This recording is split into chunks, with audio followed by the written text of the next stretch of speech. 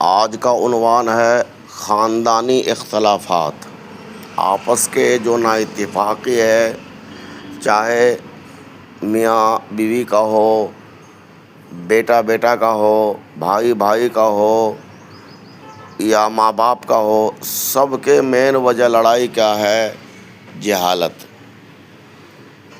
اور اس میں جہالت کی ایک وجہ یہ بھی ہے کہ اس کے کئی وجوہات ہیں۔ اس میں سے ایک وجہ تو یہ ہے کہ دو بھائی مل کر کے یا کئی بھائی مل کر کے مشترکہ کاروبار، یعنی ایک ساتھ کاروبار مل کر کے کرتے ہیں۔ اس میں تھوڑا وہ خرچ کیا، تھوڑا وہ خرچ کیا، ان کے دل میں تھوڑے میل بیٹھ گئی، ان کے دل میں تھوڑا میل بیٹھ گیا۔ اگر بھائی کا دل اگر تھوڑا بہت صاف ہے تو آنے والے جو مستورات ہیں، جو عورتیں ہیں، وہ میل کو بٹھاتے ہیں۔ اس لیے اگر ہم چاہتے ہیں کہ آپس میں اتفاق و اتحاد باقی رہے تو اپنے کاروبار کو بالکل حساب کتاب صاف رکھیں۔ اگر علیحدہ ہو جائے تو سب سے اچھا ہے سپریٹ کاروبار۔ اسی طریقے سے اور بگاڑ کا اور ایک وجہ کیا ہے؟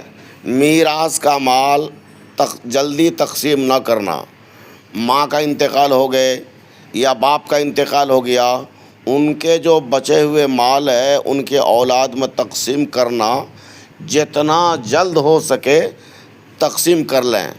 اگر جو ہے بعد میں تقسیم کریں گے تو ایک دوسرے کی غیبت شروع ہو جائے گی، کوئی مال زیادہ استعمال کر لے گا، گھپلا ہونے کا اندیشہ ہے۔ اگر کسی نے ان کے چیئر پر بیٹھ گیا تھوڑی دیر کے لیے، کہے گا وہ چیئر تو اتنا دن وہی استعمال کیا۔ حالانکہ شریعت کی روح سے یہ بھی منع ہے کہ بغیر دوسرے وارثوں کے پرمیشن کے کہ ہم ایک چیئر کا بھی استعمال کر لیں۔ اللہ والے ایک تھے حیدرآباد کے، ان کے اولاد کئی جگہ تھے، تو جیسے باپ کا انتقال ہوا تو انہوں نے چراغ کو گل کر دیا، بجھا دیا۔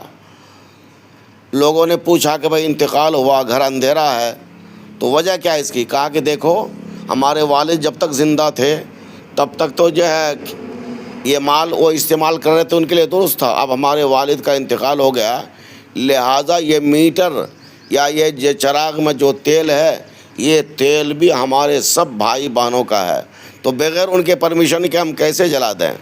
تو یہ تھے دینداری کا نتیجہ۔ جہاں پر دین ہوگا وہاں پر انصاف قائم رہے گا، انصاف چلے گا، اور جہاں پر انصاف ہوگا وہاں پر جھگڑا فساد نہیں ہوگا، بالکل بے دینی ختم